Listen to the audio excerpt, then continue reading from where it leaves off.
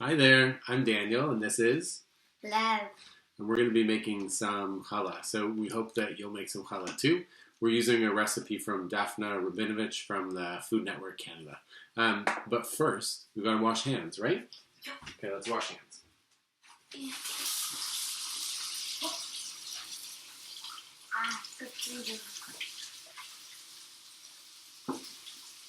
We'll speed this part up in the real video.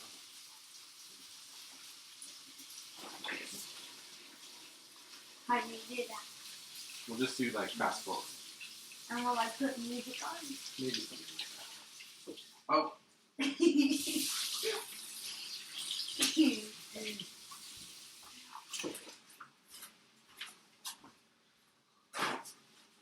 Okay, nice and clean. So we're going to do two things at the same time. We're going to start with all of our wet ingredients. So in this one right here, Lev is going to crack some eggs. So we need 2 whole eggs and then 2 egg yolks. So I think the best way to do it is you crack 2 eggs first, and you can actually use your fingers to scoop out the yolks and put them over here.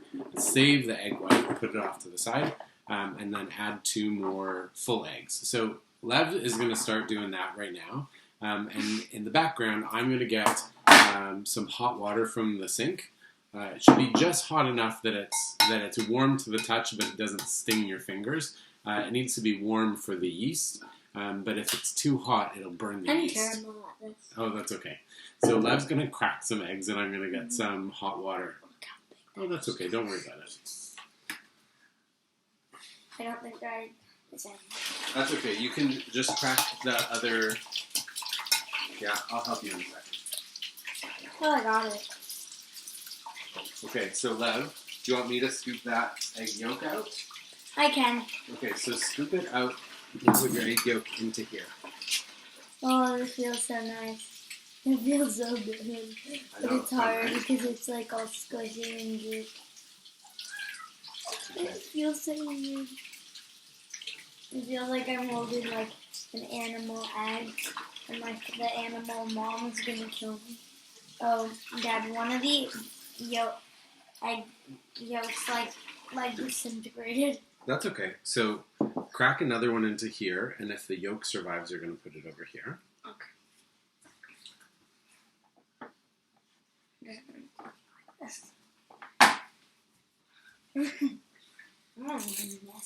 Okay, let's see it. My first one was Hold it down close so it doesn't splat. Okay, that's great. Whoa! It feels weird. Some people at home have like a fancy egg separator, and then some people also, it's a really good idea to just use the shells. But as you can see, if you just go in and like scoop it up with your hands, it works real well. Okay, so in that bowl, Lev has the 2 egg yolks. Also, a little tip. Yeah?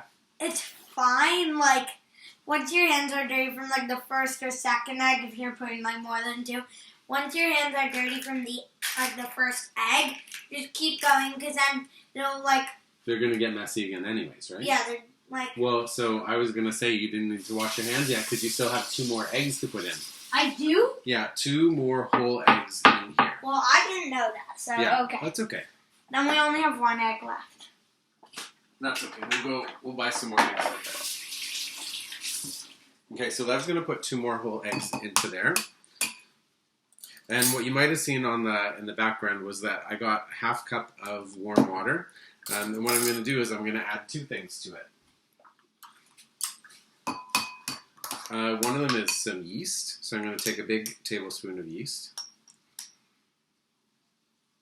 Put that in there.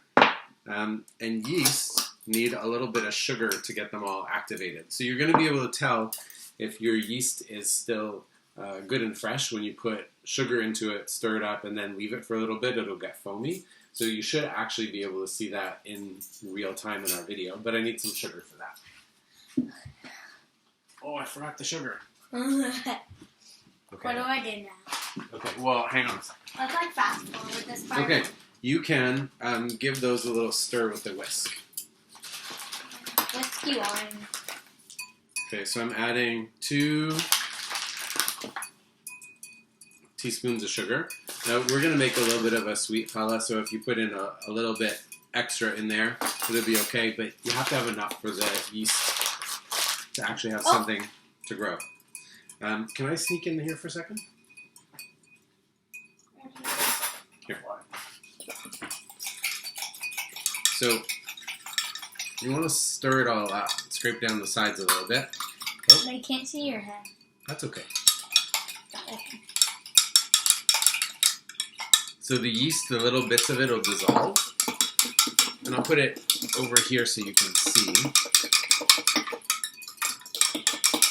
This is the stirring part. Oh, sorry, I'm covering your face.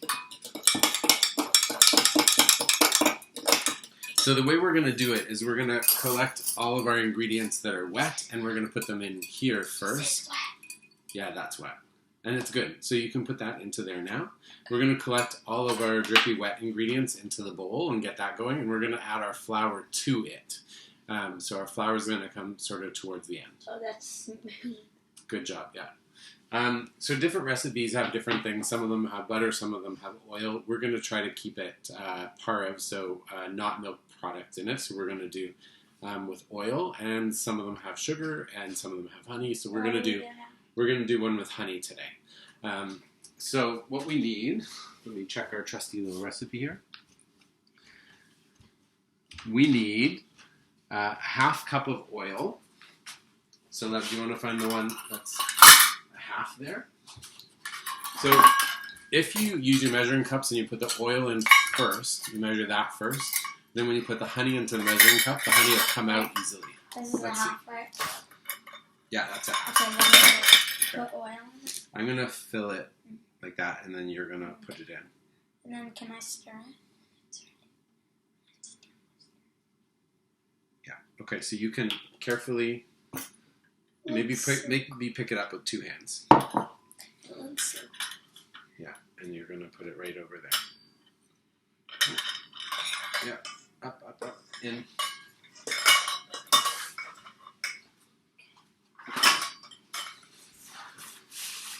It smells so good. It's good already? Is our yeast getting bigger?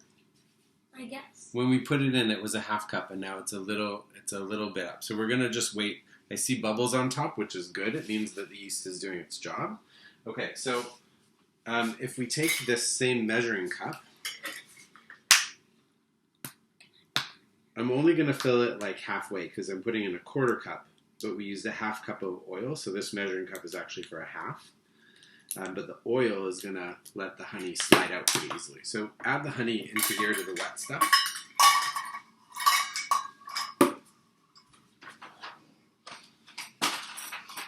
You can use that if it didn't all slide out. Is it coming out?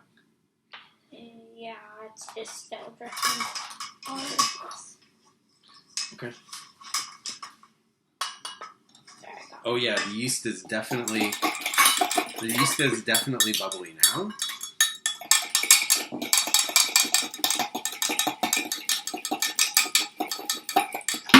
Whoa. What? I don't know, the honey just... It was like... Wait, what did? I don't know, the honey did. You see how it's higher than 1.5 or a half now? So, and you see how it's all foamy on there? Yeah, so you can put it into there. When are we going to mix? Well, you're going to start mixing it pretty soon.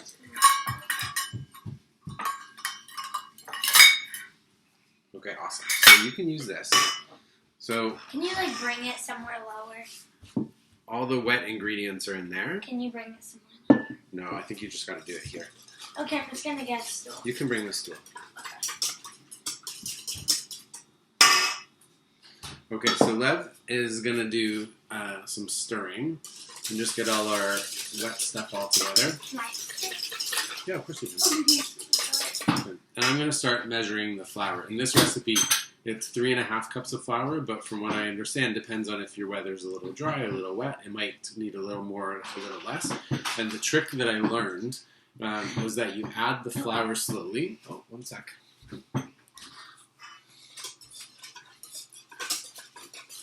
You add the flour slowly in your mixer, a little bit at a time. It'll start to shape a ball, and it'll be really sticky when it first comes together. And when you keep adding flour on. and you put the flour and it's not sticky. Yeah, you do that too. But you keep adding flour until it's a ball, and the edges of it are a little bit like shaggy, edgy. And then it should be just like a little bit sticky. Like you're not aiming for dough that's not at all sticky. It gets a little bit less sticky when you let it rise. So, and when you put the flour on it. Yeah, and when you put the flour on the board. Okay, so ours needs 3.5 cups. Okay, let's take this. Good job. Good. Now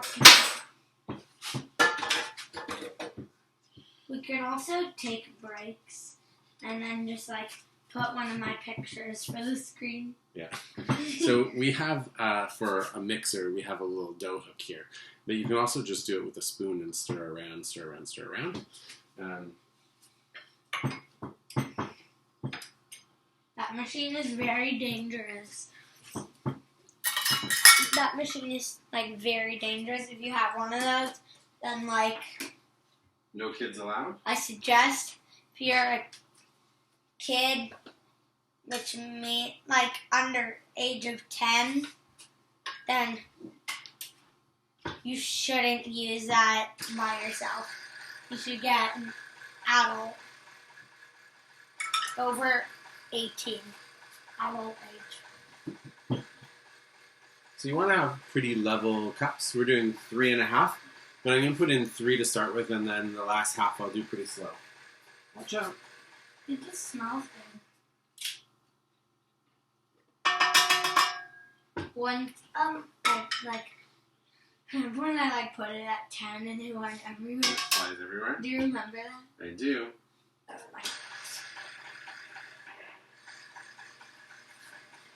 Okay, while it's mixing, I'm going to put in a little bit of salt too, just like a half a teaspoon. Can I do it? Half a teaspoon. Sure. So I can find it. That's 1 teaspoon. So this must be... Yeah, that smaller one. This one, half. No, that's not. That's a 1/4 teaspoon. Yep. That's that half. one's a good one.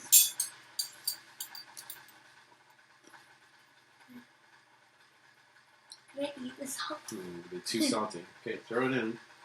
Careful. And when I first learned to make challah, somebody told me that I should throw in a little bit of Not a little bit of vanilla. So I like doing that, but you don't have to. Is anyone gonna watch this? Are you gonna put it on like YouTube? I don't know. Maybe somebody will want to watch it. Okay, so we have all that stuff here. I always like to check and make sure that we didn't forget anything. Okay, did we do the water, the sugar, the yeast? Water, sugar, yes. Yeah. And did we do flour, salt? Flour, salt, yes. Honey, eggs, oil? Honey, eggs, oil, yes. And stirring? Stirring right now. Okay. So... Takes a lot shorter when you use that thing. So look at that dough. It looks amazing. So it's starting to come together, but it's still pretty sticky, so I'm going to add a little bit more. Okay, half time. You take a break.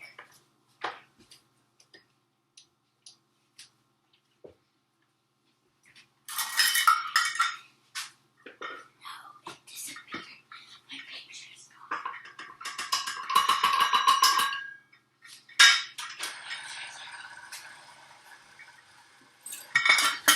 Okay, so it's in there now. It's spinning around with the dough hook. So I'll probably let it go for about 10 minutes, and then afterwards we'll bring it over here and we'll knead it a little bit on... What's knead? Well, it's when you Compress. when you fold it and squish it and we'll compress it. Yeah. Compress. So after it's all kneaded, we're going to put it back into the metal bowl.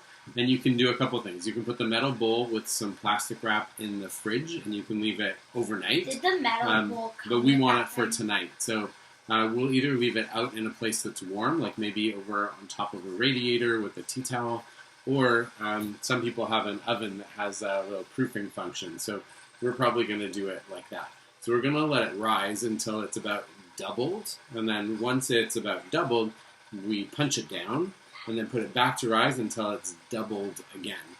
After you punch it down the second time, that's when you're ready to roll it and to braid it. So now we're going to pause for a while, and then we'll come back and add to our video once it's time to do the rolling. And Lev today is going to show you how to make, not with 1 or 2 or 3 strands. He's going to show you 6 strand braided challah. It's our dinosaur braiding, which is kind of fun. Yeah. Do what? Did the hook come with the mixer? No. Did the bowl come with the mixer? The bowl came with the mixer. Okay. I'm just going to check on the dough and see if you can see what it looks like before we... Yeah, we'll fast forward. Are we gonna like go somewhere? Yeah, we'll go for a bike ride. Hang on a second. So this is actually starting to look pretty good. You see that it all kind of came together.